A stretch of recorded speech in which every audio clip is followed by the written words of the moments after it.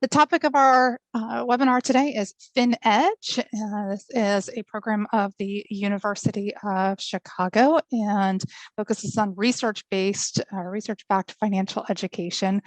Our guest presenter today is Rebecca Maxey. Joining her is Amy Dillard. She'll introduce both she and Amy here in a moment. But Rebecca, go ahead and start sharing your screen and turn things over to you. All right, let's see. One moment. Okay, I gotta get it popped up. All right, are we good? It's perfect. Yep. All right. Awesome. Yeah, that's one thing that worked today. So thank you, Hillary and Dr. Curry, for having us here. And I want to thank all of the teachers that are here tonight. So appreciate your time. I know it's the end of a very long day, and Wednesday's always a tough one. So you're halfway through the work, more than halfway through the work week, but we appreciate your time, and hopefully we can be a good resource for you. So thanks again. So my name is Rebecca Maxey. I direct the project at the University of Chicago. I led the research and the development of this single semester financial education program. Also led the development of the Talking Sense cards, which are for active participants, they'll be entered into the raffle, so you'll see those as well. We do professional development webinars. We're really advocating for financial education across the country. So we do a whole broad array of things. I'm here with my colleague, Amy Dillard, is accompanying me here, and she is a curriculum developer as well, and has 25 years of experience, Amy, I think. So pretty lengthy. She's been with the project for several years. Also led the development of Finedge, and worked on the Talking Sense cards as well. So, and some other pieces that we've got going. So we're glad to have her here, and thanks again. So that we'll get started. So Finedge, that's the name of our courses, was developed at the University of Chicago by our group, the University of Chicago Financial Education Initiative. And so the initiative launched in 2016, and we're a team of curriculum developers and researchers and educators, with a wide variety of experience and expertise in different fields. So we've got financial education experience, people with pedagogy knowledge, research, curriculum design and curriculum development, digital tool development, and just regular design work. So the idea is that the initiative is charged with developing the tools and the resources and capacity for robust financial education. And the hope is really that we can provide every student in the country with access to research-based, high-quality financial education. And the first step is really to create a well-developed program. So I'm the PI on the project. I represent an entire team, and they're a fantastic team, and very fortunate to have them. We partnered with Kendall Hunt, that's our publisher, and we'll talk a little bit more about that at the end. But I'm going to talk you a little bit through what we learned with the research, and some key takeaways, and how that can impact your work. So over the past 5 years, there's been a lot of talk about financial education and that it doesn't work, or it's not effective. But there's a lot of research out there, that shows that it does in fact work. And I think it's really important to start with that aspect, because, there's a lot of evidence showing that it is effective. So we want, we know, first of all, that students want a course in financial education. Over 50% of kids wish that they learned about it. And we know that not having a financial education or not having financial education knowledge really has a huge impact on finances. So a lack of financial education or financial knowledge, can have a serious impact on retirement and savings long term. We know that with financial education, that credit scores increase. People are less likely to take out payday loans. And that, they're more likely to make better financial aid decisions. So all, terrific things. So, we do know that everyone can benefit from financial education, but it's really the quality of the materials that matters. So when, now that, we know once we realized it could work, right, we needed to figure out, how do we make it better? What do we add to this, right? How do we improve this? So, with this in mind, we decided to frame our research around 3 questions that you can see on the screen. So the first one is, where does financial education go wrong? What aren't, we seeing, or why aren't we seeing the results that, we want to see? Where can we tweak this? What can we learn from learning science? In other words, what can we learn about math or science education, and how students learn best that could impact this field? And how can we make financial education work better? And how do we make it work for everybody? So with those 3 big questions in mind, we kind of set off to doing some research. So we spent 3 years surveying the information that's already out there, surveying the literature, holding focus groups, speaking with other experts to determine what it is that students should learn about financial education and how they should learn it. So we then drafted a lot of white papers, and we received feedback from various experts. So what did we learn? Well, I want you to take a second to think about, where do you think financial education has gone wrong? So if you can enter any ideas into the chat, what do you think we learned?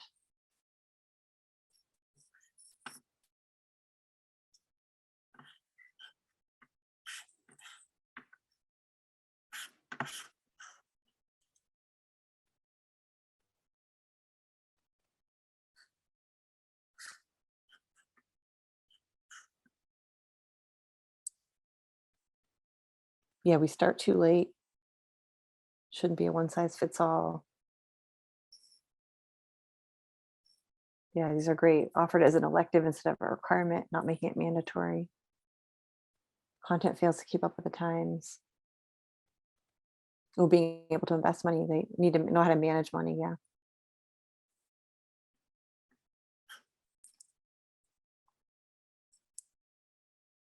And keep them coming. I'll just keep checking back. So, so here's what we found out. So first, there's too much emphasis on information. So, when information, it's impossible to remember it, it becomes outdated. It might make more sense to emphasize fundamental skills and attitudes over financial facts that change over time. And we know that, the financial marketplace is ever changing. It's extremely sophisticated. So thinking about, instead of, these facts, right, that we think more broadly.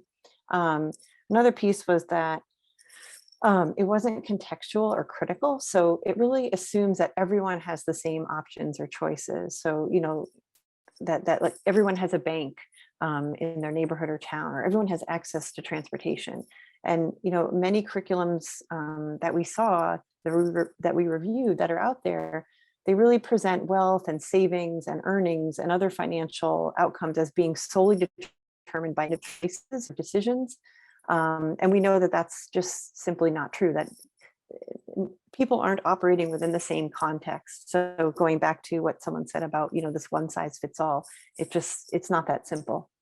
The next piece that we learned was that there's a tendency, and I'm going to tell you, this one really surprised us because we're educators as well. So there's this tendency to cut teachers out and instead rely on people with financial expertise.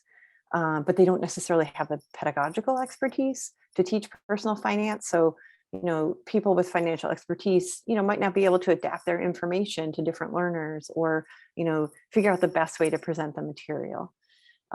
We also learned that teaching financial education can be burdensome for teachers. So teachers often had to, or have to, sort of piecemeal several resources together, create their own homework or quizzes or projects or, different assessments and differentiation all on their own. And it's really a big ask. And the last piece that we learned was that, it's just simply not rigorous, that we need to approach financial education with the same rigor in which we approach other core subjects. So it really needs to be taught in a way that students learn best. And therefore we, set out to, we knew we needed to design a course that uses research, learning science, and curriculum design. And I appreciate all these answers that keep coming in. They're fantastic. Trying to watch both. So I talked for a second about learning design and learning science. So we really wanted to look at that next. And so, for example, what can we learn from, say, effective mathematics instruction, or effective, history instruction, or English instruction, or educational psychology? What can we learn from those areas that can help us here? So if you could take a minute to think about best practices that you implement in your own classroom, or maybe you've heard about in other subjects that might be effective here. So if maybe write down one or two ideas in the chat that you think could work here as well.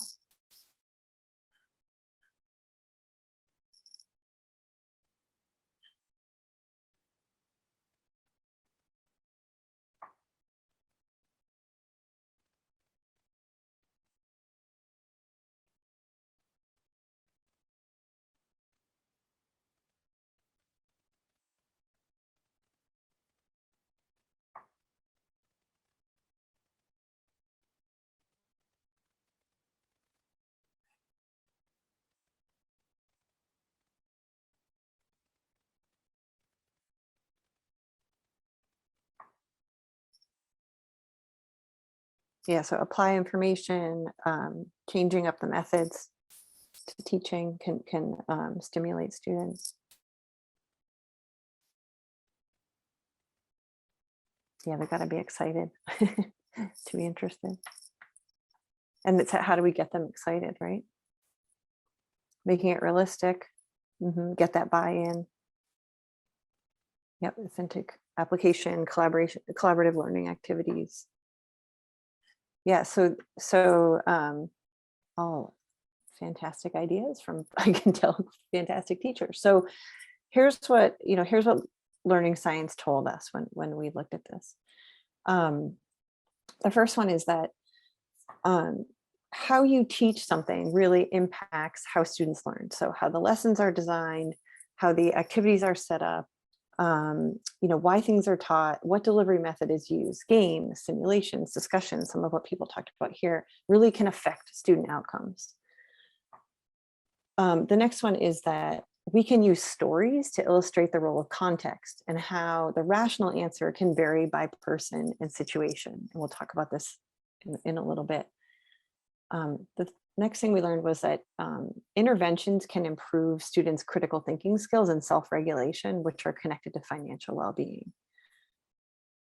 And the last piece was that students learn by practice, application, reflection, and they really need opportunities to participate in simulations, learn different perspectives through scenarios, and practice real life tasks. And I did see that, Hillary, you're offering a webinar on this, which was fantastic. And I saw that in the chat too, that this application and a chance at practicing this. So financial education has similarities to core academic subjects like math and English, in that involves, elements like factual knowledge and processes. But it also has a lot in common with classes like physical education and even health, in that the goal is fostering long-term behaviors that have a huge impact on your life, not just an increase in knowledge. So for example, the ultimate goal of a health class isn't so much for a student to pass a test, but rather to make choices that keep them healthy throughout their lives. So, unlike other academic topics, meaningful financial education really has to focus on, on changing those behaviors, on behavior change. So, we really need to target long-term behavioral outcomes in applied settings. So not short-term, knowledge outcomes, just thinking long-term. So more than we want kids to do well on an assessment, we really want them when they're older to take advantage of the full value of an employer matching, contribution to a retirement fund. another thing that financial education really needs to do is address personal factors that could, impede the application of knowledge in real life, such as varied levels of self-control. So you can see how this, self-control is important, in study skills for other topics, but it even has higher stakes, when you're thinking, in terms of, managing your spending when you get your first credit card. And you really need to, be able to have that self-control. So the next piece is build from, or build on other ways, experiential ways that students have learned about finance. So, students come into this classroom with all of this prior knowledge, from their own life experiences around money. They've observed other people. They have, even though we may not think it, they have a lot of life experiences there. So, some of these may be positive and can be built on, but some students, may have seen a lot of less sound financial behavior. And so sometimes they're having to, we're having to sort of contradict what they come in knowing. So for example, some kids may have observed their parents, doing things that may have really hurt or damaged their credit scores, like running up a credit card balance or making late payments. So, it may be an unfortunate necessity, but seeing this and then coming to class and getting a different message, that's something that, we need to help find a way to, work with them on that. So how do we then take all of this, right, and put this into a curriculum? Well, we've got to build on behavior change. So there. The primary goal of a financial education program really needs to be financial decision making. So, education, along with individual differences and life experiences, can really shape the knowledge and the skills and the attitudes that people bring to real life decisions. So it's the goal of a quality financial education program to really shape these abilities, right? That in ways that enhance financial decision making. So a course in financial education should have 3 interconnected components that drive learners to understand and practice sound decision making practices. So the first one is the exploration of personal perspectives and situations. So, right, everyone who comes in, they bring their sort of their own take on this, right? And they have their own situation, their own context, and they really need to examine that.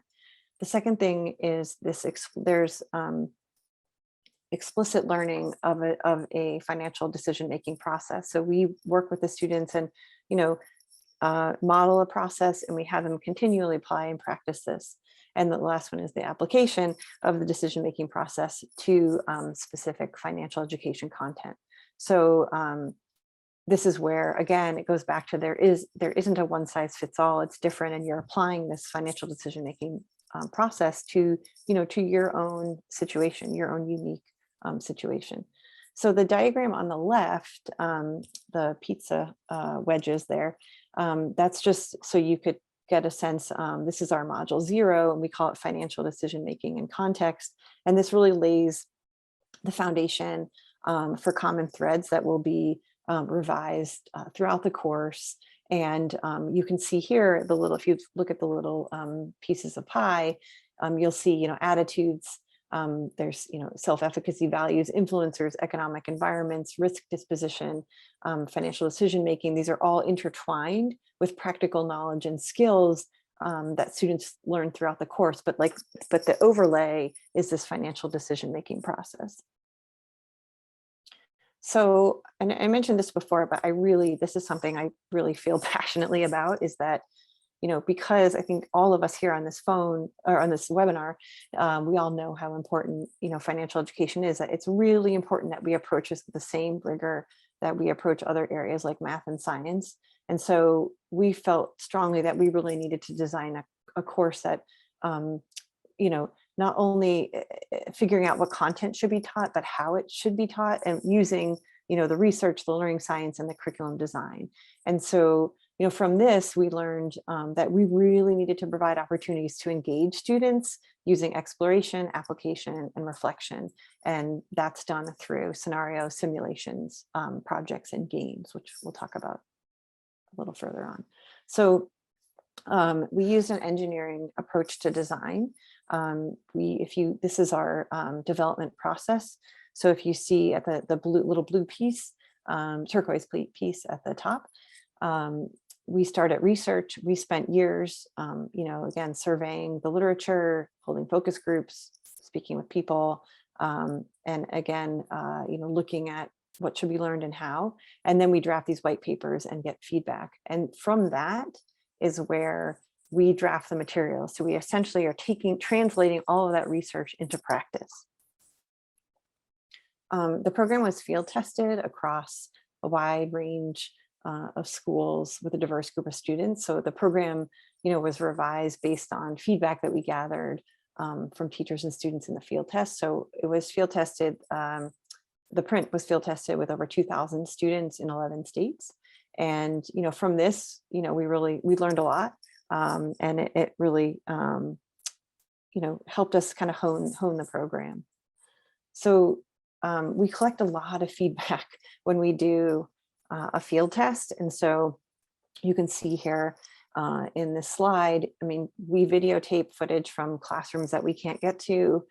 We observe classes when, if we're able to go out to them. We collect feedback, teacher feedback surveys on every single lesson. And we hold webinars on all the modules and, have focus groups. We collect every single student workbook that went out and, looked at the student responses. And we also have independent reviewers review the materials, and we examine their feedback. And then there's a little bit of our own judgment, just knowing, this isn't going to work, and we're educators, and, when not to overdo something. So we use that feedback to revise the materials. Sometimes we field test again and again and again until we get it right. So once the materials are out there, then we work with the external evaluators to examine the effectiveness of the materials. And we use this information to continually iterate the program. So, Finedge is a research-based financial education program for high school. So it's a 65-hour comprehensive course, again, based on learning science, behavior change research, and effective curriculum design. We focus heavily on financial decision-making and developing positive financial behaviors in students. So, I think we can all agree that the financial system is so complex and constantly changing. And we really need to figure out how to help students develop the behaviors, the attitudes, and the knowledge to navigate the system. And we think Finedge has done that. So as a result of the process I've mentioned, we built this course. So there are 7 modules you can see here. The first module, module 0, is what we consider, the foundation. It's called financial decision-making in context. And then what you see are the more traditional modules: saving and spending, borrowing, earning, investing, managing risk, and financing post-secondary. So this module 0 is really the heart of the of the entire program, right? It's the foundation. So in this, it lays these common threads that are then woven throughout the rest of the course. So if you can see from the table of contents, students are examining attitudes, values, influencers, and so on. And they're also introduced at the very bottom. You'll see they're introduced to a decision-making process. And so,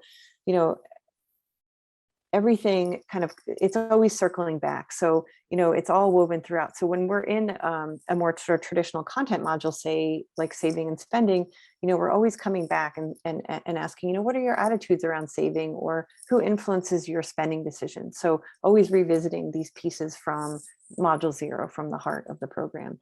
And doing this really makes the course personal to each student, because there isn't a one-size-fits-all approach, and every person's situation is unique. And I saw that come up in the chat about how do you hook kids? And I'll tell you, originally in another program that we were kind of helping out, their hook was investing, and we thought that was a big mistake. And we knew there was a different hook. And it's been interesting with the shift here.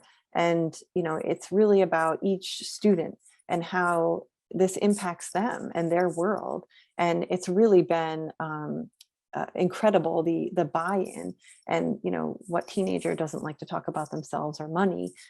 So it really draws them in because it's personal, right? It's about it's sometimes you get that, like, when am I ever going to know this? But this is, okay, I know it, and this is how it's going to impact me. So we found that to be that there is buy-in with having this, particularly with having this module up front. So as far as components and features go, the students and teachers have access to these 7 modules. All teachers receive a teacher guide, and it's complete with lessons that have assessments and differentiation suggestions, and on ways to provide an entry point for students. So if a student doesn't necessarily have access to a lesson because they may not know the topic, or it's something entirely new to them, we can help them with that. And then we also give enrichment activities. There are various notes. Teachers also receive classroom posters, and then students receive student workbooks. They also have access to online digital tools that are part of the course. There are projects, games, and homework for every student. And one of the things that we did in the program was a quarter of all the homework assignments in the program have involved the students speaking to a parent or a trusted adult. That was one thing we were really nervous about field testing, and we weren't sure how this would go. And I think, honestly, it's probably been the most impactful thing, I think, from the course, is that, the feedback from the parents or friends or guardians, they're having conversations with, these students, and they're starting to talk more about money. We continually heard parents coming into teachers and saying, this is like, we're having meaningful conversations, and I'm talking to my child, or about something I didn't think I would, or I'm learning things. So I think that was also interesting, was that the students had the knowledge, and they were able to share that with some of the adults. And so that was something different. And it was a very positive thing. We're really proud of that. And for those of you teaching, I think this is something to think about too, is how can you involve parents in sort of a non-threatening way to start these conversations. So Finedge has a number of unique features. So I've mentioned before, scenarios and simulations and role plays, they're included throughout the program, again, to help students apply the content knowledge and practice that financial decision-making and process. Financial decision-making process in these realistic, sort of settings and context. So for those of you, using scenarios and simulations now, I think, like, this is fantastic.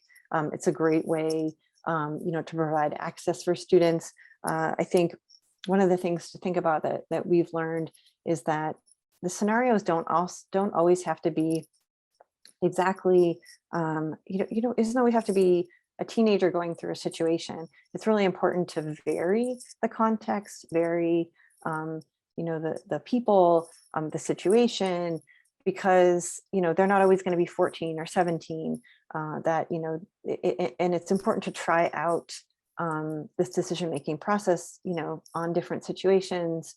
And it's really about, just applying this. It gives kids a totally different perspective, and in many cases actually builds empathy, which I think is a pretty nice thing. So it's really important that to think about that, how can you vary these so that, once in a while it's great for the kid to see themselves in these, but it doesn't have to be the case. So sometimes it's doing things too, like, pretending you're the lender or the borrower, right? And thinking of it from that perspective. What do they gain? What do they stand to gain? Or what do they stand to lose? Depending on who you are. So thinking more about that. two pieces that I really want to stress here are debriefing and reflecting. And so they're really the key to the successful use of scenarios and simulations and role plays and even games.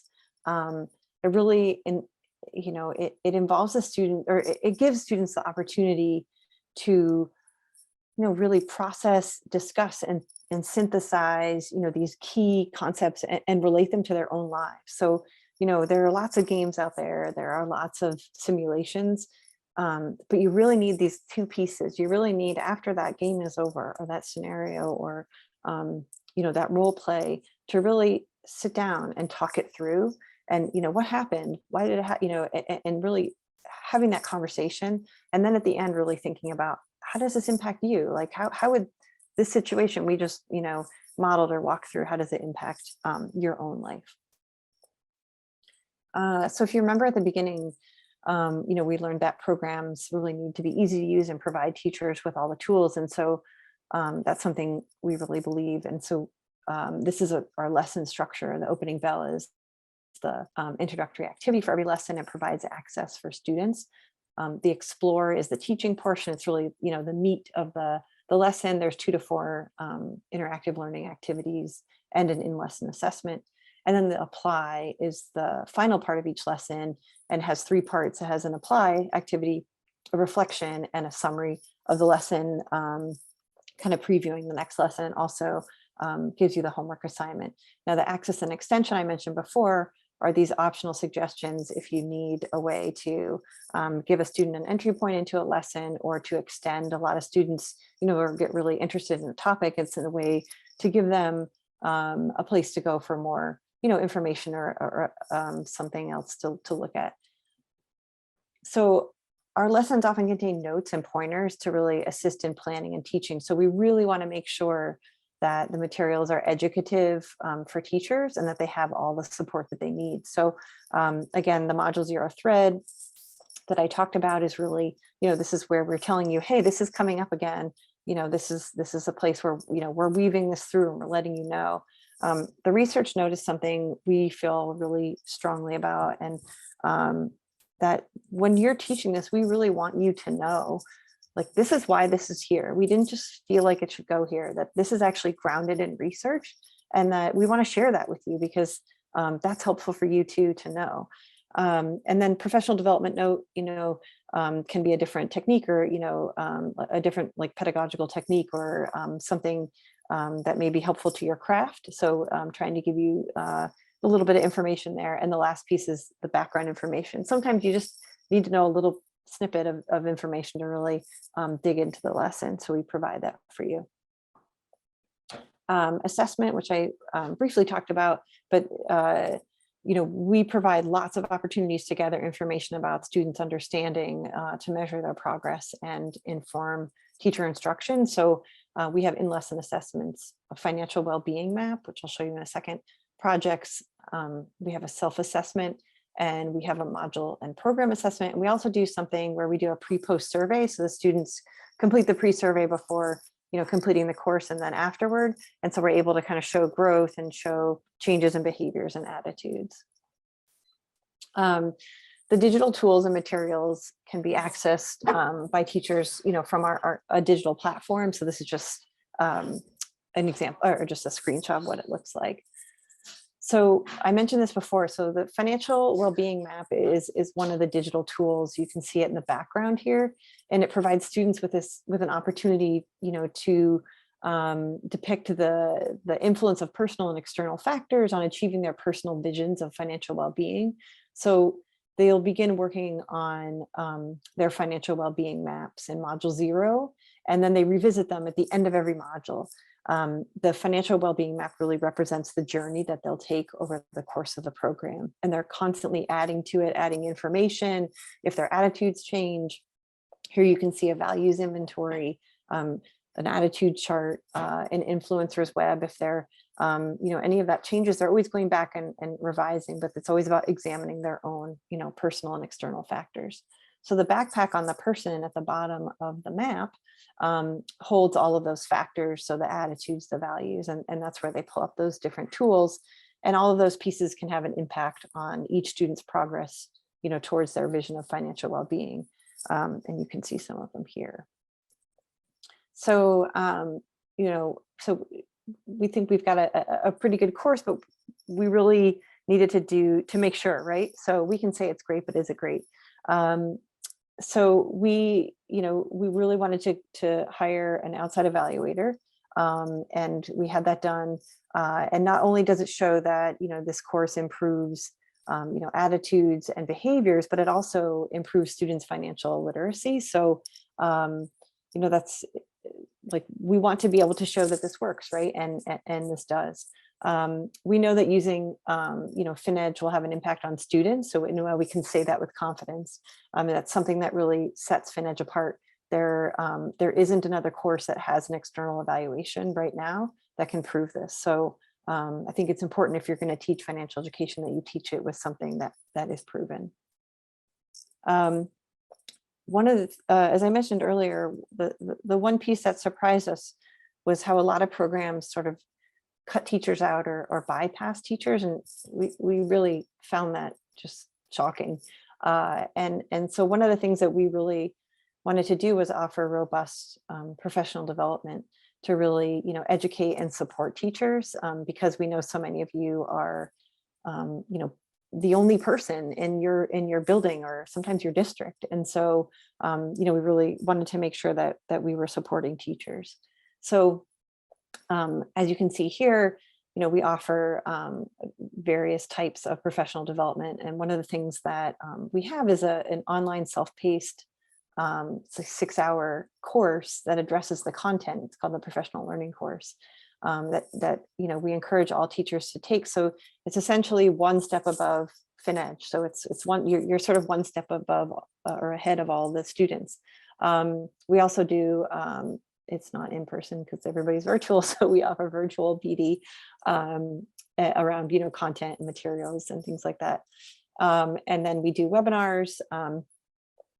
We also offer, we just did a webinar on games, where we shared our games and talked about the importance of debriefing and reflection. And then, and Hillary mentioned this before with the Facebook page, and I think it's really important that when you are the only teacher teaching this in your building, it's very isolating.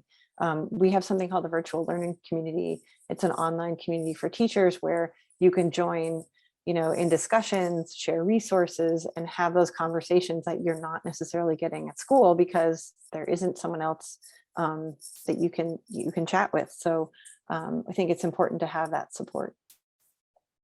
When they did the external evaluation, one thing that came up that was really interesting was that the teachers indicated that their own attitudes and beliefs about financial education changed as a result of using the program. So it changed in 2 ways. One was it changed their thinking about their own finances and about how to most effectively teach this type of course. So I think, obviously we're glad about that it helped them think more deeply about how to teach this course. But the part about their own finances, I think was just, we were blown away that, like, what a great byproduct that people are thinking more about their own finances. Like, this is fantastic. So we were really pleased with that. Again, I mentioned the professional development. Just a bit about the professional learning course. So it was written by our staff, and the whole goal was to increase content knowledge and increase teacher confidence. And so, users overwhelmingly felt that it improved their content knowledge and also improved their confidence. So I think it's hard when you're sort of voluntold to teach this course, or Pennsylvania is a little different because it sounds like you have some programs in place, but a lot of other places they don't. And you're essentially teaching yourself. So it can be a challenge. We offer webinars, as I mentioned, and then this is a screenshot of a portion of our VLC where, people can upload different resources or share videos, or, we post videos too to talk about different things. So you can see like a sample lesson or a sample game or activity. So how do I order? So one is just, I mentioned before, Kendall Hunt is our publisher. So that's one option right there, is to order directly from Kendall Hunt. Another option, which is we're really excited to announce, is that Jackson Charitable Foundation has once again this year willing to provide Finedge free to 100 teachers and 50 students per teacher, with a little wiggle room there. But if it's something that interests you and you're interested in teaching Finedge, Amy has posted the link in the chat, and you can fill out an interest form there, and we'd be happy to get in touch with you. But they are, for this coming year, they are offering it free to 100 teachers. So we're really excited about that. Questions? I think I see one in the chat. Or maybe not.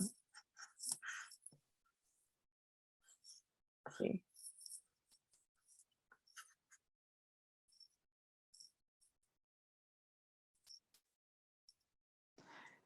Rebecca, I know you're scrolling through some All of right. those, so I can't, I lost my, there it is, my cursor. Okay, so I think Sarah, maybe Amy, you answered this, but is the self-paced course only available to educators using the Finedge curriculum? And right now it is. Although we've been thinking more about that, but yeah, right now it is. So Rebecca, I have a question while others might be Yes. adding there in the chat. I was curious, I think I mentioned this in the afternoon session. I find that a lot of educators sometimes teach things in different orders. And so I noticed in particular, I paid more attention to it this afternoon when you're going through the order of things. One of the things that we often sort of seem to have like a chicken or the egg conversation about with a lot of educators. I'm just curious if you've seen any of this sort of bear out in the research or in what you guys have found in evaluating your own program. This notion of starting with spending and saving. So this idea of like developing a budget or maybe financial goals, or versus earning, and sort of like starting with that, like, okay, this is how much, the career path that you're planning on and about what you might expect to earn. And I know a lot of educators sort of struggle with that. So I'm just curious, maybe what, was there some background behind that in your decision-making process? Is it possible for somebody who uses Finedge to reverse that order, or is the ordering sort of important to go sequentially through the program? That's a great question. It was one that we actually grappled with quite a bit. I wouldn't say the research is strong either way. I think people on our team felt strongly one way. We did feel as though there were concepts in saving and spending, saving in particular, that we wanted to address before we got to earning. And so we wanted to lay this foundation.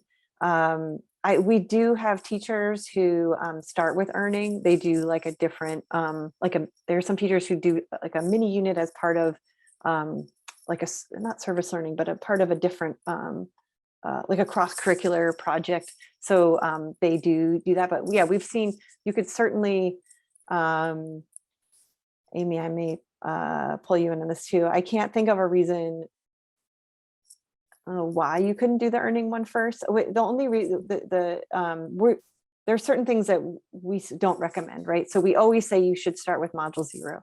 Like that's the crux of the course, and it lays the foundation. And then, there are some logical things like we really need to touch saving and spending and borrowing before you say get to the financing post-secondary, because if you don't understand loans and the structure and and interest and things like that, that's not going to make any sense. We also do some work with risk earlier on. So when, we suggest doing that before you get to the managing risk module. So there, it is in order for a reason, but Amy, could you think of a reason why earning couldn't go before saving and spending? No, I think that would be fine. Okay. Yeah, that's probably the one you could shift. Rebecca, I'll point you to the chat. You've got 3 questions in there now. That's okay. They're just popping up. Okay, hold on. Maybe you can read it. First question, is the program completely online for students? Good question. So it is It is okay. There is a digital version. There are, so it's a little, I'm not gonna say it's fully digital. So there are, the student workbook pages are up, the teacher guide is up, the tools are all up. It can be, if you have an LMS, we can sync with your LMS, but if you use Google Classroom, slightly more problematic because of the IP issues. Yeah,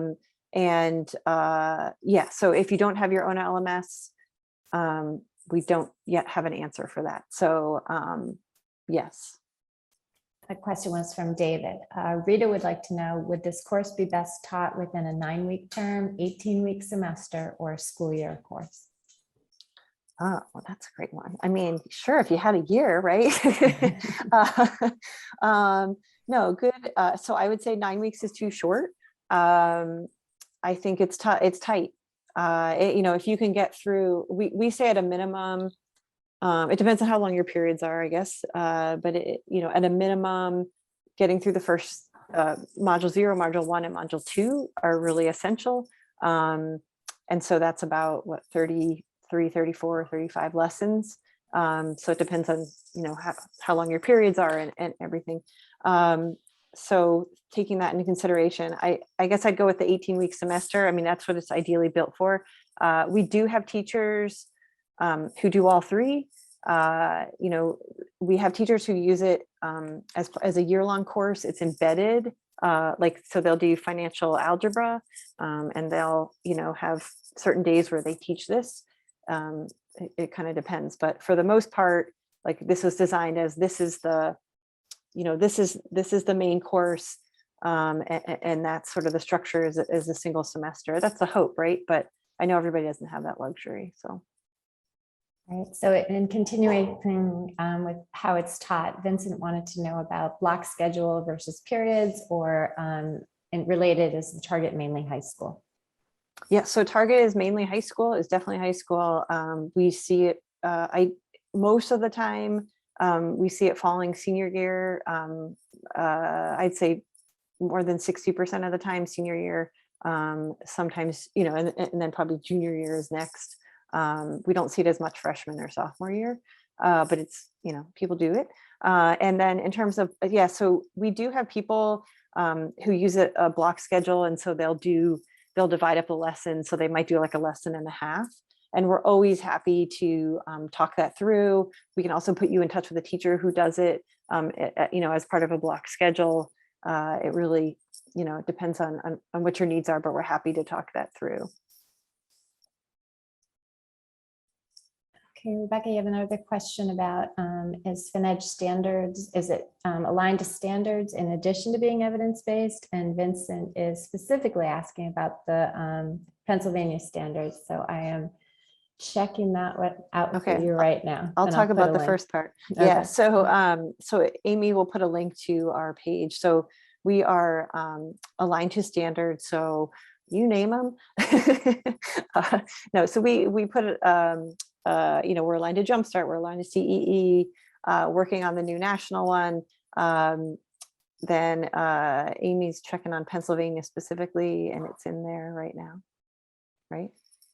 Mm-hmm. So if you click on that, you'll see a map and you can go. Did it work, Amy?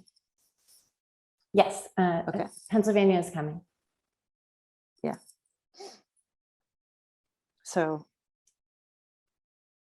And in addition to that, Sarah is asking about Finedge offered in Spanish or other languages.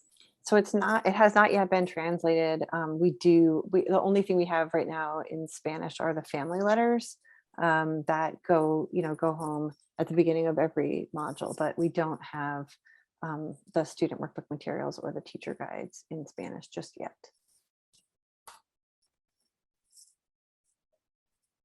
Hillary had suggested that I put a link to a lesson sampler from the Kendall Hunt site.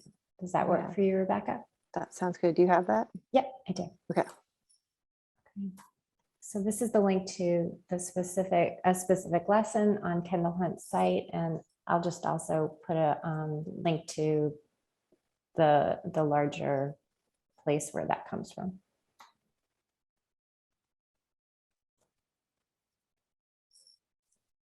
And I should mention, I put my email address there, and we're always happy to talk things through and kind of see, is it right for you or not? We're pretty honest about it. Like if it's not going to work, we don't want you to, we don't want you to teach something that's just not going to work, or it's going to end up in pieces and then not impactful. So, and we're happy to also talk it through. If you have a unique schedule, or even just a regular schedule, happy to kind of map things out, or even put you in touch with another teacher so you can get, some real feedback from someone else. Rebecca, Amy, it's been great having you on. I'm so appreciative, and I know that our participants are as well. I'm hoping that those 100 slots that you have open or sponsored right now by Jackson Charitable Foundation, we'll see a number of those go to Pennsylvania. So, being a little proprietary there, but we hope so. We hope so. And thank you for having us. Thank you, Hillary and Dr. Curry, for having us. We really appreciate it. And thanks to all of you again for coming. Oh, great. Well, I really appreciate it. And hopefully a lot of our teachers will be following up and be getting in touch and downloading the sample and requesting to get more information about access to the program material. So thank you very, very much.